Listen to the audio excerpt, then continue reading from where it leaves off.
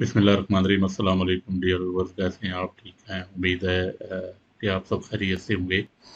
तो हमारी एक सीरीज़ चल रही है लेक्चर्स की। तो आज जिस टॉपिक पे मैं बात करना चाहता हूँ वो हमारा टॉपिक है इंटेलिजेंस। इंटेलिजेंस को उर्दू में ज़हानत कहते हैं। तो अमूमन हमारे यहाँ ये एक डिबेट होती है कि इंटेलिजेंस क्या है, इसको कैसे मेजर किया जा सकता है। तो साइकोलॉजी ने इसको बड़े खूबसूरत तरीके से जो है वो मैनेज किया है। तो आज हम साइकोलॉजिकल एस्पेक्ट में जाके देखेंगे कि इंटेलिजेंस जो है वो क्या है। तो इंटेलिजेंस में सबसे पहले हम थॉर्नडाइक की ये डेफिनेशन देखेंगे कि power of solving good responses from the point of view of truth और फैक्ट। तो यानी कोई भी प्रॉब्लम है आपको, तो उस प्रॉब्लम को सॉल्व करने के लिए जो आपकी मेंटल कैपेसिटी है, तो उसको हम इंटेलिजेंस का नाम देते हैं। वैगनन क्या कहता है कि intelligence is the capacity to learn and adjust to relatively new and changing condition. तो नई और चेंजिंग कंडीशन के अंदर, न्यू और चेंजिंग सिचुएशन में अपने आप को एडजस्ट करना इंटेलिजेंस कहलाता है। और जीन पियाजे कहता है कि अपनी सराउंडिंग में अपने आप को, या अपनी सराउंडिंग अडॉप्ट करना, या अपनी सराउंडिंग में अपने आप को एडजस्ट करना इंटेलिजेंस कहलाता है। अब इंटेलिजेंस जो है, इसको कैसे मेजर किया जाता है, तो इसके लिए इंटेलिजेंट कोशेंट विलियम स्टर्न ने एक कॉन्सेप्ट जो है वो डिवाइस किया था 1912 में। तो उस में उसने कहा था कि बच्चे की या पर्सन की मेंटल एज को अगर हम उसकी क्रोनोलॉजिकल एज के साथ डिवाइड करें और उसको मल्टीप्लाई करें 100 से, तो जो भी स्कोर आएगा वो हमारा इंटेलिजेंस लेवल होगा उस बंदे का। अब इस इंटेलिजेंस लेवल को हम मेंटल एज को कैसे देखते हैं कि मेंटल एज बुनियादी तौर पे क्या है। तो मेंटल एज जो है, हम कहते हैं कि साइकोलॉजी मेंटल एज को हम कहते हैं कि this is the psychological abilities in comparison to the number of years. Psychological abilities in comparison to the number of years. अब साइकोलॉजिकल एबिलिटीज क्या होती हैं?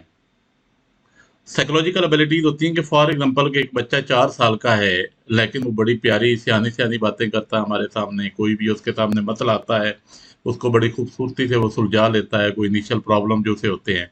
तो हम कहते हैं कि ये बंदा जो है ना, ये टाइम से पहले जो है वो ज़्यादा मैच्योर हो रहा है। तो ये उसकी बेसिकली साइकोलॉजिकल एबिलिटीज होती हैं कि जो उसे टाइम अपनी एज से ज़्यादा काम करवा रही होती हैं। तो जब बच्चा एज से ज़्यादा काम करने लगता है, तो उसे हम कहते हैं कि this is very good student. और एक बंदा होता है कि उसकी 60 साल उम्र हो जाती है, लेकिन वो काम फिर भी 2-2 4-4 साल के बच्चों की तरह करता है। तो इसका मतलब ये है कि उसकी जो मेंटल साइकोलॉजिकल कैपेसिटीज हैं वो लेसर हैं as compare to chronological age, उसकी तबई उम्र के। तो इसके लिए कुछ साइकोलॉजिस्ट ने कुछ हमारे यहाँ बॉर्डर लाइन जो है वो मुख्तस की हैं। ये मैंने अपने पास लिखी हुई थी, मैंने कहा आपसे शेयर करूं। तो अगर जब आप मेंटल एज को क्रोनोलॉजिकल एज के साथ डिवाइड करेंगे और मल्टीप्लाई करेंगे 100 के साथ, तो अगर आपका स्कोर 70 से 84 के दरमियान आए, तो आप कहें कि वो बंदा बॉर्डर लाइन पे है। क्योंकि 70 से नीचे तो मेंटल डिसेबिलिटी होती है, ये तो ध्यान में रखें। 70 से और 84 के दरमियान जब उसका स्कोर आए, तो इसका मतलब ये होता है कि वो बच्चा जो है वो बॉर्डर लाइन पे है डिसेबिलिटी के।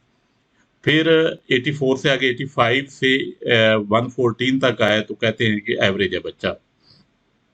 84 से 114 तक।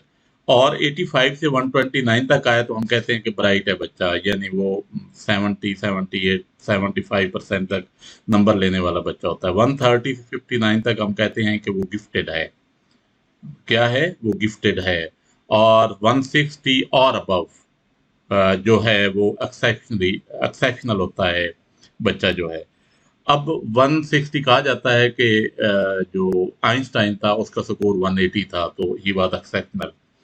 तो ऐसे मैं अगेन इसको रिपीट कर देता हूँ कि अगर 70 से 84 के दरमियान है, तो बॉर्डर लाइन है आपकी मेंटल डिसऑर्डर की, डिसेबिलिटी की। अगर 85 से 114 तक है, तो बच्चा स्कोर आता है, तो बच्चा जो है वो एवरेज है।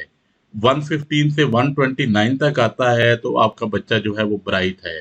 130 से 159 तक है, तो आपका गिफ्टेड है बच्चा, यानी वो फतीन है बच्चा। और अगर 160 प्लस आएगा, तो वो एक्सेप्शनल है, यानी एक्सेप्शनल केस तो बहुत कम होते हैं।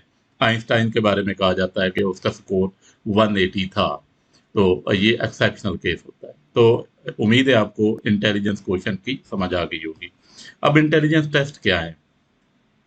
इंटेलिजेंस टेस्ट में मेजर जो दो टेस्ट हमारे सामने होंगे वो एल्फर्ड बीने का होगा, स्टैमफोर्ड बीना और वेक्सलर स्केल होगा। तो सबसे पहले हम स्टैमफोर्ड बीने के टेस्ट को देखते हैं कि 1904 में फ्रेंच की मिनिस्ट्री ऑफ एजुकेशन ने एल्फर्ड बीने को कहा कि आप हमारे वो बच्चे जो स्कूल में लर्निंग नहीं हो रही जिनकी, उनके लिए कोई एक उनकी लर्निंग डिसेबिलिटीज को चेक करने के लिए कोई टेस्ट तैयार करें। तो वो स्टैमफोर्ड बीने और उसका स्टूडेंट जो सिम्पसन साइमन था, तो साइमन ने एक टेस्ट जो था वो डेवलप किया गवर्नमेंट की उस रिक्वेस्ट को मीट करने के लिए।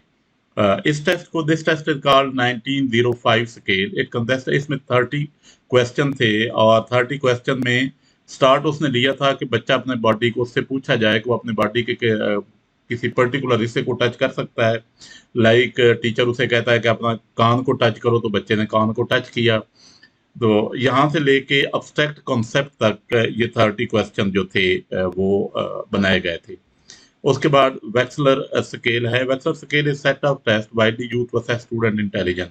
स्टूडेंट की इंटेलिजेंस को चेक करने के लिए वेक्सलर स्केल बनाए गए और ये एक साइकोलॉजिस्ट था डेविड वेक्सलर, उसने डेवलप किए थे। और उसने क्या किया कि इसके 3 सेट बनाए। सबसे पहले 2 year 6 month to 7 year 3 month तक एक टेस्ट उसने बनाया। दूसरा टेस्ट उसने बनाया 6 ईयर टू 16 ईयर तक, और तीसरा टेस्ट जो था उसने अडल्ट के लिए बनाया। तो इन 3 टेस्ट के जरिए जो वो है उसने उनको चेक किया बच्चे की इंटेलिजेंस को। उसके बाद हमारे पास थ्योरीज ऑफ मल्टीपल इंटेलिजेंस आ जाती हैं। इनमें थ्योरीज ऑफ इंटेलिजेंस भी आप इन्हें कह सकते हैं।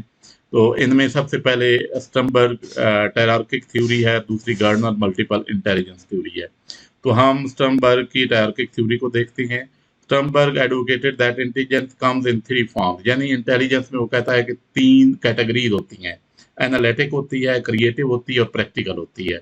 जब हम एनालिटिक इंटेलिजेंस की बात करते हैं तो इससे मुराद होता है कि बच्चे के अंदर कैपेसिटी है चीज़ों को एनालाइज करने की, जज करने की, एवेलुएट करने की, कंपेयर और कंट्रास्ट करने की।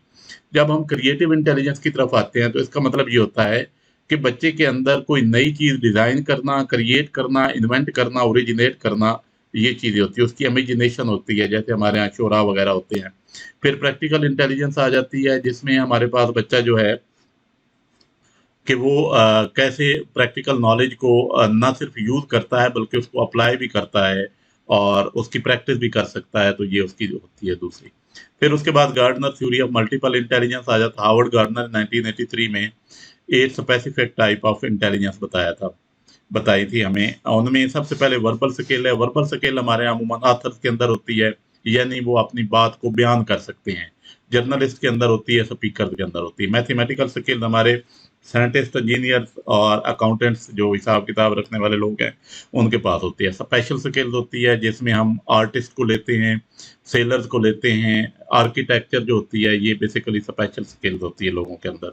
फिर बॉडली काइनेस्थेटिक स्किल है। इसमें आप परफॉर्म करते हैं, जैसे डांसर है, एथलीट है, सर्जन है, यानी आपका प्रैक्टिकल वर्क होता है। फिर म्यूजिकल स्किल है। म्यूजिकल स्केल में आप पिच ऑफ वॉइस, मेलोडी, जिसमें कंपोजर बनते हैं, म्यूजिशियंस बनते हैं और म्यूजिक थेरेपिस्ट बनते हैं। ये लोग म्यूजिकल स्किल्स होती है, हर एक बंदे के पास ये नहीं होती। फिर इंटरपर्सनल स्किल है कि आप लोगों के साथ कैसे रिलेशन को डेवलप करते हैं, कैसे प्रोफेशनली आप ट्रीट करते हैं लोगों के साथ। फिर इंटरपर्सनल स्किल है अबाउट यूर सेल्फ, कि आप अपनी लाइफ को कैसे प्रॉपरली डायरेक्ट कर सकते हैं। फिर नेचुरलिस्टिक स्किल है। इसमें देखा जाता है कि नेचर के साथ कितना, जैसे हमारे बॉटनिस्ट हैं, इकोलॉजिस्ट हैं, लैंडस्केपर्स हैं, फार्मर्स हैं, जो नेचर के साथ अटैच होते हैं, उनको नेचर में जाना अच्छा लगता है, काम करना अच्छा लगता है। तो ये स्किल्स होती हैं हर एक बंदे, और ये ज़रूरी नहीं है कि सारी स्किल मौजूद हों। इनमें कुछ स्किल डोमिनेंट होती हैं और कुछ जो है वो लेस डोमिनेंट होती हैं। उसके बाद हमारे पास आ जाता है इमोशनल इंटेलिजेंस। इमोशनल इंटेलिजेंस को पीटर सॉलवे और जॉन मायर ने 1990 में इंट्रोड्यूस करवाया था। इसमें इमोशनल इंटेलिजेंस बुनियादी तौर पे कि अपनी फीलिंग्स और अपने इमोशंस को कंट्रोल करना, फील करना, मॉनिटर करना ना सिर्फ अपने के बल्कि दूसरे लोगों की इमोशन को भी फील करना। और इसके पैरेलल एक और वर्ड भी यूज़ होता है इमोशनल कोशेंट।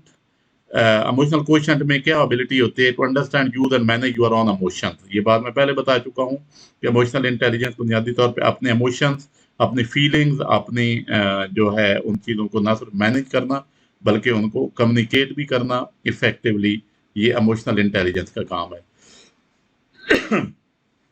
आगे चल के लर्निंग एंड थिंकिंग स्टाइल क्या होते हैं इंटेलिजेंस में। इंटेलिजेंस वो कहता है कि बुनियादी तौर पे तो आपकी एबिलिटी है ना, जैसे मैंने शुरू में बताया था कि साइकोलॉजिकल एबिलिटी होती है। लर्निंग एंड थिंकिंग स्टाइल में दो स्टाइल बड़े इंपॉर्टेंट है। नंबर वन इम्पल्सिव और रिफ्लेक्टिव स्टाइल, नंबर टू है डीप एंड सरफेस स्टाइल। अब इसमें इम्पल्सिव और रिफ्लेक्टिव स्टाइल में, इम्पल्सिव में होता है कि आप अपनी क्लास में जाए किसी स्टूडेंट से पूछे, फट से वो जवाब देंगे।